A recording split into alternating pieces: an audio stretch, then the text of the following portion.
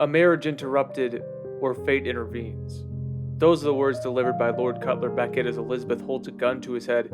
It is one of many memorable quotes from the East India Trading Company governor, and it ties nicely into one of the broader themes of Gore Verbinski's fantastic Pirates of the Caribbean trilogy. Trilogies of the size and price of Pirates of the Caribbean could easily be written off as dumb fun, and admittedly, we do get monkeys lighting fireworks and Jack licking strange objects, but Gore Verbinski does not starve the films of thought-provoking questions that would follow the viewer out of the theater. I will return to the aforementioned quote of Lord Beckett to tie all of the ideas together when we reach the end of this particular journey, but we have a long voyage before we get to that point, and it begins with the 2003 masterpiece, The Curse of the Black Pearl.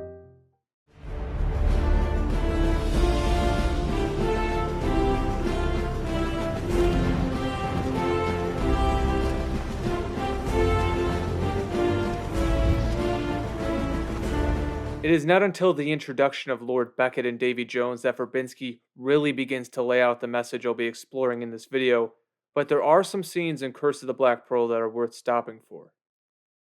The message of Verbinski's first Pirates film is not difficult to decipher. There are some storytelling problems that the director had to solve right off the bat in Curse of the Black Pearl, like how could he make the audience care for, and even empathize with pirates who are not looked upon too kindly by history? How could he make them, at times, appear more admirable than the men trying to prevent ships from being captured and plundered? He did this by balancing the chaotic freedom of being a pirate with the ordered restraint of being an officer in the British Navy. The sides are represented by Captain Jack Sparrow and Commodore Norrington. By the end of the story, the film's protagonist, Will Turner, decides the proper place to operate is between the two of them. The moral of Curse of the Black Pearl is very well stated by Dr. Jordan Peterson in his latest book Beyond Order, as he makes a similar observation about the Harry Potter films. Follow the rules until you are capable of being a shining exemplar of what they represent. The Navy had rules and procedures for dealing with Elizabeth's abduction. These rules and procedures were created presumably to best ensure the safety of those under British rule. But when Elizabeth is taken, different paths need to be followed. Captain Jack Sparrow is the most likely path to finding the pearl, but Norrington and his men refuse to go off script. Will decides to break the rules and work with Jack, and he is rewarded for his boldness. He saves the girl he loves. The specific rules had to be broken in order for the underlying spirit of those rules to be preserved. The rule enforcer, James Norrington, he's not a difficult man to understand. But the rule breaker, Jack, he's a different story. And it's through Jack's monologue to Elizabeth that we're introduced to the theme that will be repeatedly brought up in the two subsequent pirate films. Yo, that's what a ship is, you know. It's not just a keel and a hull and a deck and sails. That's what a ship needs. But what a ship is, what the Black Pearl really is freedom. Early in the film, we hear British sailors talking about the Interceptor and the Dauntless, the Navy's two best ships, in terms of their performance. The Dauntless has the most firepower, but the Interceptor is the fastest. And Jack corrects them by bringing up his pearl. But it's not the speed of the pearl that Jack is in love with. Jack is in love with the adventures the pearl, and every other boat for that matter, can offer. He's in love with its ability to sail through the unknown waters of the world. As he says, a ship is not just a bunch of commodities sewn together. It's not just wood, canvas, and some metal. It's freedom. And when Jack finally gets the pearl back after 10 long years, what is the first thing he desires? Now, bring me that horizon.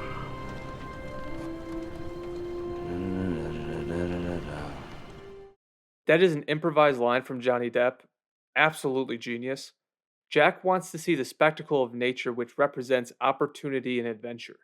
And after that, he'll go back to doing what he loves, exploring the blank spaces on the map. Unfortunately for Jack, by the start of Dead Man's Chest, a man has started to fill in that map.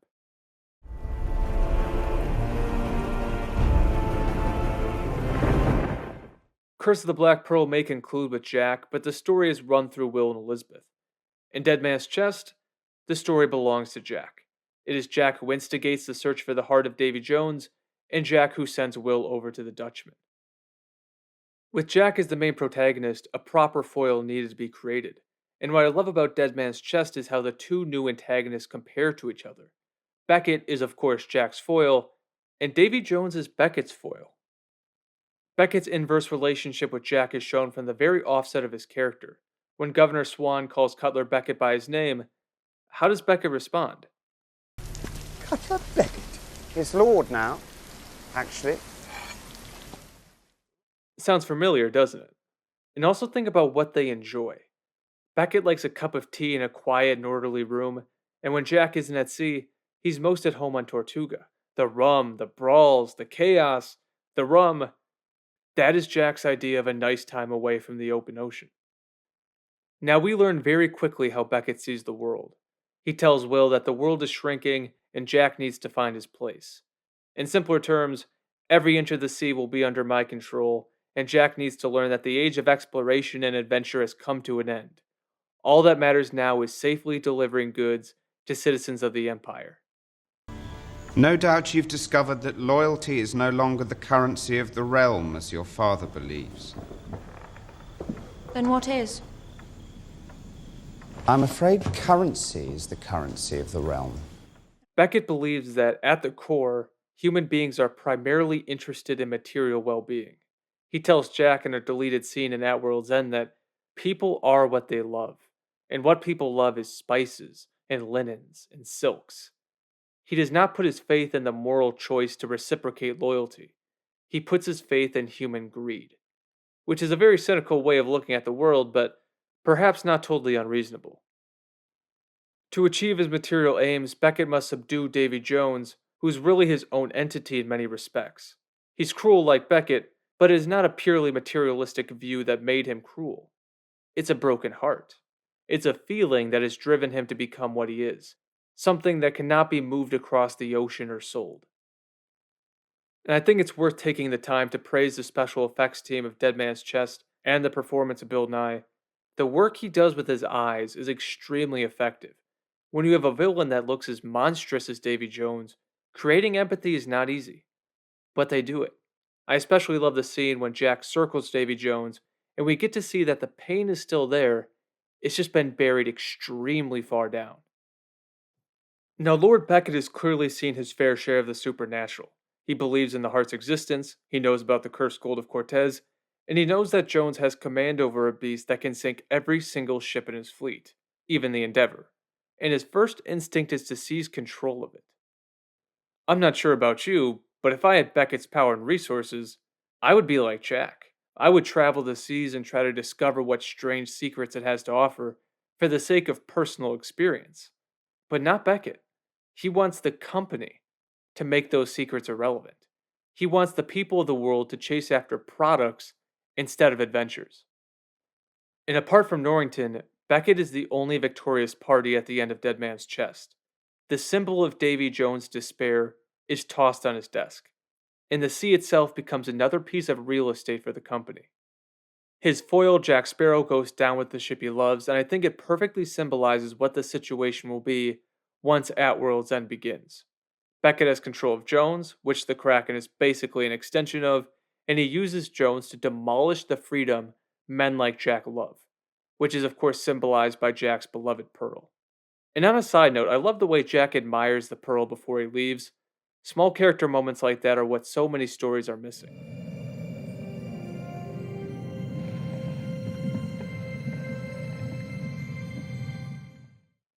Dead Man's Chest builds the ideas that are cemented in At World's End. We get to see the world after Beckett has won almost complete control of the sea, and it's quite bleak. I mean, I promise you a darker intro to a Disney movie will never be made. Beckett's cruelty in the opening scene, and his cruelty in every circumstance, can be understood by looking at the name given to his ship, the Endeavor. It's not really a romantic name for a ship, is it? But it's the perfect name for a ship of Beckett's. His entire life is built around a single endeavor. He has no close relationships that we know of, his crew seems indifferent towards him. All he cares about is becoming the sole power of the sea. If children need to be hung to complete the endeavor, or an innocent man like Governor Swan needs to be disposed of, so be it. You can bargain with Beckett, he's not pure evil, but every deal he makes works towards his goal. Men like Cao Fang failed to take that into consideration. Beckett's robotic nature makes him cruel, but it also makes him admirable at times. For instance, most men are afraid of Davy Jones, but Beckett just sees him as another tool at his disposal. When Jones starts killing people who could assist his endeavor, Beckett humiliates Jones like a teacher humiliates that one rude fifth grader sitting in the corner. And during the scene, Beckett delivers a line that encapsulates how he sees the world of Jones and Jack. This is no longer your world, Jones. The immaterial has become immaterial. It's fantastic writing. The first immaterial is the philosophical immaterial, the aspects of the world that we can't see and transcend the material world. The second immaterial is used to tell Jones that those things just don't matter anymore. The mythological beast is dead, the otherworldly journeys the Flying Dutchman used to take are over. Jones exists in a material world now, and his only role is serving the company's interests. With Jones under Beckett's control, the only one left to fight the ideas of Beckett is Jack, and we find him in the locker, trapped inside the nightmare of being permanently away from the sea. And after being found, we get my favorite scene of the entire film, and it serves as basically a reaction to what Beckett tells Davy Jones. And the way Depp delivers it, it's just magic. The world used to be a bigger place. The world's still the same. It's just less in it. Jack is staring at the dead Kraken when he delivers that line. It's the same creature that pulled him down to the locker, but he's not happy to see it dead. The Kraken and Jack were part of the same storyline. They're legends of the sea. The Kraken was killed for the sake of progress. The Kraken was killed so it wouldn't cause problems for the company. And it may be a monster, but it's an awe-inspiring creature. And the danger of it, the power it possesses, it made the world more interesting. And Jack's line also touches upon how the map is being filled in.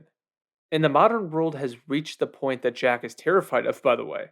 There are no new lands to discover, satellites have painted in the entire picture, many scientific mysteries have been answered as well. I think Jack's line hits on a major problem for people living in the world of plenty, a world that men like Beckett helped create. Now, why does Beckett lose? My first couple times watching At World's End, I didn't catch it, maybe I wasn't paying close enough attention, but he loses for two reasons. And the first reason is the release of Calypso. As we know, Beckett is most comfortable in the world of order, sort of like a virus in cold weather. When the Brethren Court captured Calypso, they removed her chaos from the seas. It made it easier for pirates to navigate the waters, but pirates perform better in chaos than men like Beckett. So when the waters were calmed by Calypso's departure, the door was open for Beckett, as Barbossa tells the Brethren Court. Better were the days when mastery of seas came not from bargains struck with eldritch creatures, but from the sweat of a man's brow and the strength of his back alone. You all know this to be true. All of the gains made by Beckett were made in this subdued environment, but when Calypso is released, chaos enters the picture. The heat is turned up on the virus, and he doesn't even know it. The image that foreshadows Beckett's fall is this one right here. He's enjoying his tea just like any other day, but the wind is turning violent. The immaterial has finally made its return. The second event that undoes Beckett is Jack's decision to give Will the knife to kill Davy Jones. This decision by Jack runs counter to Beckett's cynical worldview, because Beckett trusts in people's tendency to act in their self-interest. Jack wants immortality and the legendary status that comes with it, but Jack's father says something that changes Jack. It's not just about living forever, Jackie. The trick is living with yourself forever. Jack cares about Will and Elizabeth a lot. He could not have lived with himself if he let Will die and let Elizabeth become a widow, so he sacrifices his own interests in favor of theirs. That's a great message, and I think we could all take something from it. So the immaterial returns to the picture, Jack hands the Dutchman over to Will, and all of Beckett's expectations have been destroyed. He has no more bargains to offer, he's forced to fight with these mythological ships, and he freezes. He can't improvise once his plans have been undone. The Pearl and the Dutchman fire, and Beckett's endeavor goes out with a whimper. The question for the audience is, was Beckett's endeavor interrupted, or did fate intervene? What forces are at work in our world? What type of world do we even live in? And how should we operate in it? All very interesting questions that only you can answer. And the final shot of Verbinski's trilogy is a masterstroke and a final rebuke of Cutler Beckett. Because Jack doesn't need a big ship. Sure, he loves the Pearl and he wants it back from Barbossa, of course, but he would choose a dinghy in his world over the Pearl in Beckett's world. There is no doubt about that. Thank you so much for stopping by. If you enjoyed this video, please leave a like and subscribe on your way out. Pirates of the Caribbean, quite an underrated trilogy, I would say. I know it gets some complaints about length and all that type of stuff. I get that, but they have some really cool stuff in those movies, I have to say, and I enjoyed rewatching them. And also, if you haven't seen some of my other film analysis videos, please check those out. You might enjoy those. Have a fantastic rest of your day. I will talk to you soon.